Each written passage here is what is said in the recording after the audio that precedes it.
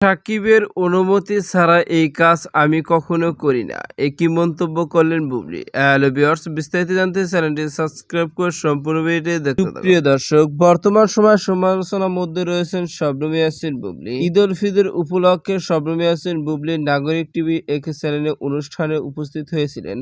আর সেখানে শাকিব খানের প্রসঙ্গে অনেক মন্তব্য করেছিলেন তিনি এও জানিয়েছিলেন, শাকিব খানের সঙ্গে আমার এখনো বিচ্ছেদ হয়নি, এর মধ্যে ব্যক্তিগত মনোমালিন্য রয়েছে আর সেই কারণে আমরা সেপারেট রয়েছি, তাই নয় আমরা দুজনের সময় নিচ্ছি। আর এই মন্তব্যের পর থেকে সোশ্যাল মিডিয়ায় এক ধরনের মন্তব্য হচ্ছে, কেন শবনম ইয়াসমিন বুবলী এমন কথা বলে। শাকিব খান বিভিন্ন সাক্ষাৎকারে জানিয়েছেন বুবলী তার জীবন অতীত, তাকে তিনি ডিভোর্স দিয়েছেন আর সেই কারণে সমালোচনার মধ্যে পড়লেন শবনম বুবলী। আর এরই মধ্যে সাম্প্রতিক সাক্ষাৎকারে উপস্থিত হয়েছিলেন বুবলী। সেখানে শাকিব খানের প্রসঙ্গে কথা উঠে আসলে একটার সময় তিনি বলেন, শাকিবের অনুমতি ছাড়া আমি কখনো তার বাড়িতেও যাই না।